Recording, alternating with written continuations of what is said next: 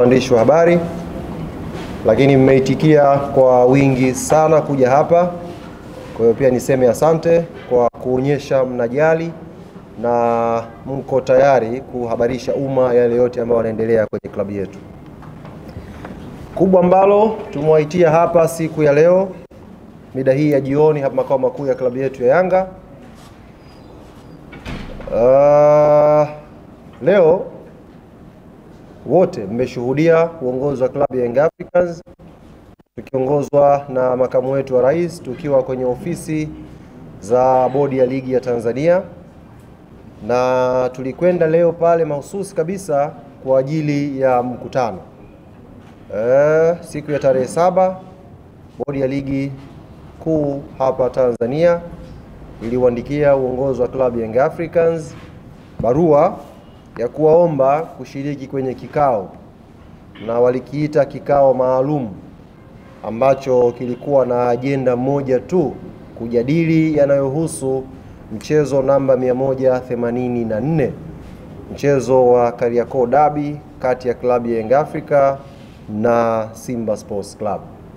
Na katika barua hiyo bodi ya ligi walituomba kwamba ushiriki wetu ni muhimu kwa maslahi mapana ya klabu yetu, ligi kwa ujumla na mchezo wa mpira miguu hapa Tanzania. Wito huu ulikuja siku ya tarehe 7, na leo uongozi wa klabu yetu ya Yanga ukatii wito huu kwa kufika kwenye ofisi za bodi ya ligi majira ya saa 4 kamili asubuhi kwenda kusikiliza ambacho tumeitiwa. Kama ambavyo ajenda kuu ilielekeza kwenye barua, ndivyo ambavyo mwenyekiti wa bodi ya ligi Steven Mguto alifungua kikao na kutueleza sababu ya kutuita, na kimsingi alijikita kwenye kuelezea lile ambalo aliliainisha kwenye barua ya wito kuhusu mchezo namba 184 wa Kariakoo Derby. Waitaka kusikia kutoka upande wetu wa klabu ya Young Africans na sisi tusikie kutoka kwao. Kuclarify hapo, nimeona waandishi wengi, wachambuzi wengi mmeandika kilikuwa ni kikao cha maandalizi ya mechi. Si kweli. Hatukwenda kudiscuss maandalizi yoyote. Tulikwenda kudiscuss hiyo sintofahamu ya Kariakoo Derby, mchezo wa 184. Yamejadiliwa mengi kwenye kikao kile, na sisi klabu ya Young Africans tulipopewa nafasi ya kuzungumza tulizungumza mengi vile vile, kama ambavyo bodi ya ligi ilizungumza mengi pia kupitia kwa afisa mtendaji mkuu wa bodi ya ligi. Na baada ya pale tulifunga kikao kwa mwenyekiti wa bodi ya ligi kutujuza kwamba amepokea yale ambayo klabu ya Young Africans imeyafikisha na wanakwenda kuyafanyia kazi. Na CEO wa bodi ya ligi alisisitiza kwa uharaka wa ambayo tumeyasema na uharaka wa mchezo wenyewe, basi atafanyiwa kazi haraka ipasavyo na tutapata majibu kwa njia rasmi ya taasisi. Tumeondoka pale, tumefika hapa ofisini, tumemwona mtendaji wa bodi ya ligi Almas Kasongo akizungumza na waandishi wa habari na akigusia au akielezea yale ambayo yametokea kwenye kikao kile. Jambo zuri amelifanya, lakini kwa masikitiko makubwa ambayo tuko nayo, tulifikiri kama aliamua kuyazungumza yaliyozungumzwa kwenye kikao, basi alikuwa na fursa ya kuzungumza yote. Azungumze yote ambayo yalijadiliwa kwenye kikao. Sio unazungumza kidogo, unaacha kidogo. Sasa kwa kuwa alikuwa na fursa ya kuzungumza mengi na ameyaacha, nitumie fursa hiyo kuyazungumza yote ambayo yamezungumzwa kwenye kikao. Na hatufanyi hivi kwa lengo la kushindana na mtu. Nafanya hivi kwa sababu jambo hili lina interest ya public, lina interest ya umma, na umma hautakiwi kupotoshwa kwenye jambo hili hata kwa bahati mbaya. Kila taarifa ambayo tunakubaliana iende public, basi iende ikiwa imekamilika. Taarifa isiende nusu nusu, au mtu usichague taarifa kwa sababu inakupendelea wewe au inakufeva ndio uitoe kwa public. Toa taarifa sahihi kama umeamua kutoa taarifa sahihi. Moja katika mambo ambayo uongozi wa klabu ya Young Africans uliauliza kwenye kikao na ni swali ambalo wanachama, mashabiki na wapenzi wa klabu yetu wamekuwa wakijiuliza, na sio hao tu pekee, wadau wa mpira wa miguu nchi hii wamekuwa wakijiuliza, na sio hao tu pekee, hata nyie ndugu zangu waandishi wa habari mmekuwa mkijiuliza swali hili na hampati majibu. Swali gani? Ni kuhusu ripoti ya uchunguzi wa mechi ya Kariakoo Derby iliyopangwa kuchezwa Machi 8. Nini kilitokea hadi ile mechi ikaahirishwa? Hatujawahi kupata ripoti. Nyie hamjui ripoti na sisi hatujui hiyo ripoti. Lilikuwa swali la kwanza kuulizwa kwenye kikao. Ndio nikasema unapokuja kuelezea taarifa ya kikao ni vyema ukaelezea taarifa yote, usiguse nusu nusu. Hapa kwenye ripoti, ndugu zangu waandishi wa habari, ni kweli bodi ya ligi wamekiri ripoti ipo na wanayo ya kilichotokea Machi 8.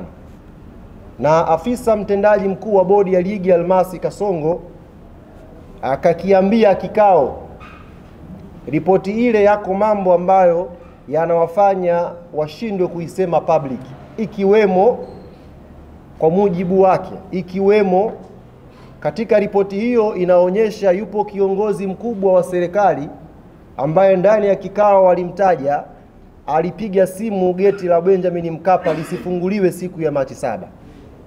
Nashangaa kwenye taarifa yake aliyozungumza na waandishi hajalisema hilo, lakini ndani ya kikao wamekiri ripoti iko wazi. Kwa hiyo nitumie fursa hii kuwaambia ndugu zangu waandishi wa habari, kuwajuza umma na Watanzania kwa ujumla, ripoti ya kilichosababisha Machi 8 mechi isipigwe ipo tayari na bodi ya ligi wako nayo. Hawajakuwa na utayari wa kuja kuisema kwa sababu zao, na moja ya sababu amesema afisa mtendaji mkuu wa bodi, yupo kiongozi mkubwa wa kiserikali ambaye alizuia geti la Benjamin Mkapa lisifunguliwe siku ya Machi 7. Kwa nitumie fursa hii kumwambia Almasi Kasongo, kumuomba akiwa anazungumza next time nikipata fursa ya kukutana naye, waambie Watanzania wanataka kujua ripoti ya Machi 8 clean ilivyo, eleza umma upate kufahamu. Umma hautaki kubaki na sintofahamu. Mbali na hilo, tuliwasilisha ripoti yetu na tukaeleza matakwa ya klabu ya Young Africans. Tuliwasilisha ripoti yetu na tukaeleza matakwa yetu ya klabu ya Young Africans. Ni kweli tumeainisha matakwa haya 4 kama mlivyoambiwa na kama mlivyosikia na kusoma. Tumepeleka matakwa haya 4. Lakini ukweli ambao hamjaambiwa, matakwa haya 4 tumeyagawa kwenye phase 2. Kuna matakwa ya muda mfupi na kuna matakwa ya muda mrefu. Tuelewane vizuri ndugu zangu waandishi wa habari. Na hii taarifa ni muhimu mkaipata ikiwa imenyooka ili umma upate kuelewa. Tumeitwa kwenye kikao kwa sababu ya mchezo namba 184. Mchezo huu ulihairishwa Machi 8, umepangiwa tarehe 15. Klabu ya Yanga imesema haitashiriki huo mchezo. Na ndio msimamo ambao uliwasilisha kwenye kikao mbele ya bodi. Ili tuweze kushiriki mchezo huo, tulikuwa na matakwa yetu mezani. Na matakwa hayo jumla alikuwa 4. Katika haya 4, ndugu zangu waandishi wa habari, 3 ni matakwa ambayo tunaamini yakitekelezwa kwa haraka, klabu yetu ya Young Africans itakuwa tayari kwenda uwanjani kwa tarehe nyingine tofauti na 15 kwenda kucheza mechi ya Kariakoo Derby. Lakini takwa moja katika hayo 4 ni takwa la muda mrefu, sio takwa la leo wala kesho. Kwa hiyo asitokee mtu akawadanganya kwamba klabu ya Yanga imekuja kuomba haya, akafu katika haya kuna mchakato sijui upitie uende wapi. Ni uongo.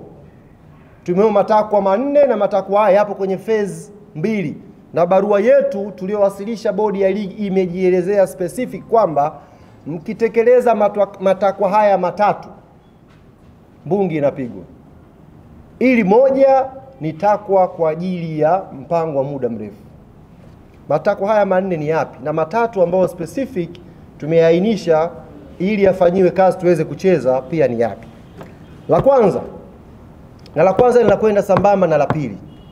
La kwanza, klabu ya Young Africans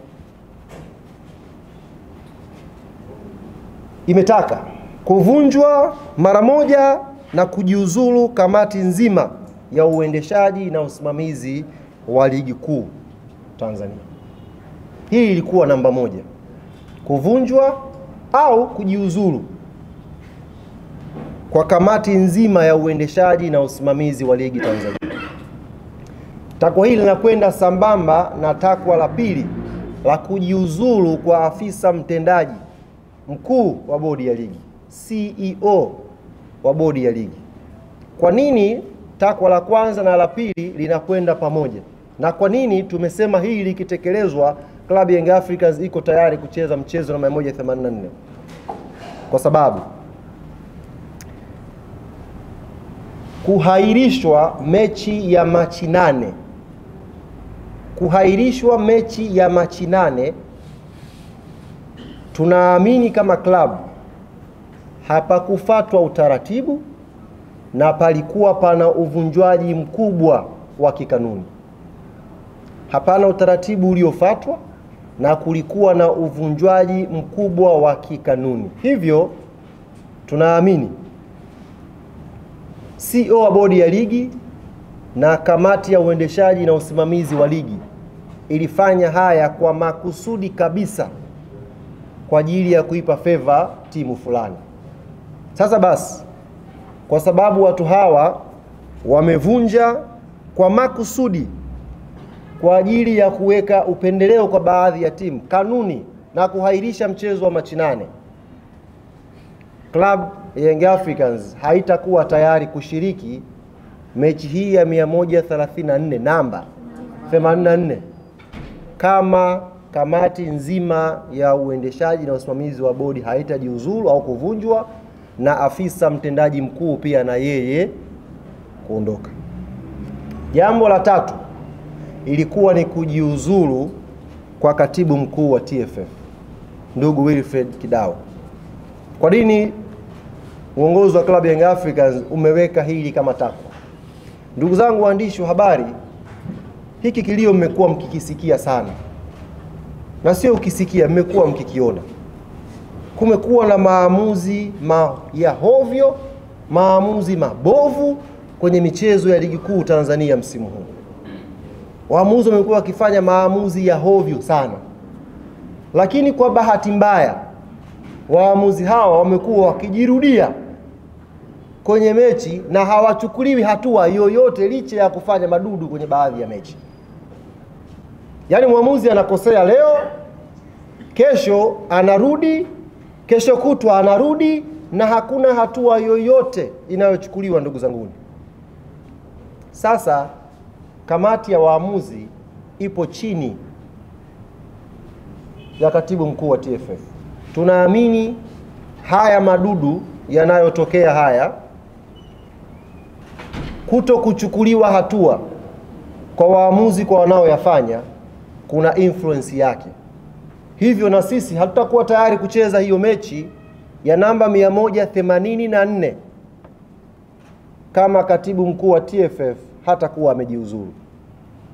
Hatutakuwa tayari kupeleka mechi pale the same referees kwenye chombo kile kile, mtu yule yule, na tukapeleka timu. There is no way hilo ikatokea. Na hii nimeisema specific mpate kuielewa. Katibu mkuu wa TFF, kamati ya waamuzi inaripoti kwake, na madudu yote ambayo yanapigiwa kelele na klabu ya Young Africans imeainisha kwenye ripoti yake mbele ya bodi ya ligi. Kila kosa la waamuzi tumeliainisha mbele ya bodi ya ligi. Na makosa haya, masikitiko yetu ni kwamba watu hawachukuliwi hatua licha ya kukosea. Wanarudi tu. Yaani wanarudi. Mtu anakosea leo, anapangiwa mechi Jumatano. Jumatano anakosea, anapangiwa mechi Jumamosi. Repetition hii uongozi wa klabu ya Young Africans hauoni kama katibu mkuu wa TFF anastahili kuendelea kwenye nafasi yake, kwa sababu hakuna haki inayopatikana kwenye pitch. Hakuna haki inayopatikana kiwanjani. Ligi yetu inavyosemwa ni ligi namba 4 kwa ubora barani Afrika. Fakta ya waamuzi hauwezi kuacha kuitaja. Ili tuweze kumaintain ubora na hadhi na thamani ya ligi yetu, ni lazima tudili na hili tatizo. na mzizi wake ni mtu anayeshughulika kupokea hizi ripoti, anatakiwa awajibike, na mtu huyu ni katibu mkuu wa TFF Wilfred Kidao. Sasa kwenye barua yetu haya matatu nilowatajia, ndugu zangu waandishi wa habari: la kwanza, kuvunjwa kwa kamati ya usimamizi na uendeshaji wa bodi ya ligi; namba 2, kujiuzulu kwa afisa mtendaji mkuu wa bodi; namba 3, kujiuzulu kwa katibu mkuu wa TFF. Haya matatu, na kwa barua yetu tumeelekeza haya matatu yakifanyiwa kazi, haya matatu ni matakwa ya muda mfupi, tutakuwa tayari kupeleka timu. Takwa la 4 tulisema ni uhuru na mageuzi ya kimuundo ya bodi ya ligi, na barua yetu ilikuwa very clear kwamba hili ni jambo tunalotazamia la muda mrefu. Sio kama mnanielewa vizuri. Hii ni jambo la muda mrefu. Next season huko tunaweza sasa kuanza kufikiria kuwa na bodi huru inayojitegemea, na ndio standard za dunia, kuwa na bodi huru inayojitegemea. Niwape mfano ndugu zangu waandishi wa habari. Kwenye press conference hiyo press alofanya CEO wa bodi ya ligi leo, nyie mlikuwa pale, amezungumza na mnaona namna gani bodi ya ligi haina power. Kazungumza, mlikuwa mnasikia namna gani amesema kuna chombo cha juu cha kuahirisha mechi, namna gani amezungumza kuonyesha bodi ya ligi haina decision zake. Sasa sisi hii tulitoa kama pendekezo ya next season, sio kwenye kusolve issue ya Kariakoo Derby. Ieleweke vizuri na asipotoshe mtu hapa. Maana nimeona CEO wa bodi ya ligi amepiki huo kama mfano, kama mapendekezo ya Yanga ni ya muda mrefu, kwa mfano muundo wa bodi ya ligi. La kuondoka yeye hajasema. Yeye kapiki kwamba bwana mapendekezo ya Yanga ameyaleta, ukiyatazama mengi ni ya muda mrefu, hatuwezi kuyashughulikia hapa, si iende wapi. Matatu ya muda mfupi tumeainisha, na barua yetu ilikuwa very clear kwake yeye. Hakuna muda mrefu, very clear, ni muda mfupi. Tumewakilisha na tumeeleza kwa hiyo tunafikiri haya matatu yakifanywa kazi, haya mbungi itapigwa. Sasa niwaambie ndugu zangu waandishi wa habari, kama haya matatu hayatafanywa kazi, kama kamati ya uendeshaji ya ligi haitavunjwa na hawatajiuzuru, kama afisa mtendaji mkuu wa bodi hatajiuzuru, kama katibu mkuu wa TFF hatajiuzuru, klabu yetu ya Young Africans msimamo wake ni huu: hatutashiriki mechi namba 184, hatutacheza mechi zilizobaki za ligi msimu huu, 2 zilizobaki. Klabu yetu haitashiriki pia ligi kuu msimu ujao. Yaani sio kwamba ni hapa. Hatutacheza mechi namba 184, hatutacheza viporo viwili vya ligi vilivyobaki, hizo mechi 2 za ligi, na hatutashiriki rasmi ligi kuu msimu ujao. Taratibu nyingine zote zinaendelea kwa kamati tendaji. Tutakwenda wapi, tutafanya nini, tunajua cha kufanya. Na nitumie fursa hii kuwaambia wote ambao mnafikiri kwamba tunafanya mzaha, ndugu zangu, kwenye hili we are more than serious. Tuko serious zaidi ya mnavyodhani, zaidi ya mnavyofikiria. Na kama yuko mmoja wao pengine anakaa na kuwadanganya kwamba kuna pointi ya Yanga itapunguzwa, ndugu zanguni, huyo mtu aache hayo mawazo mara moja.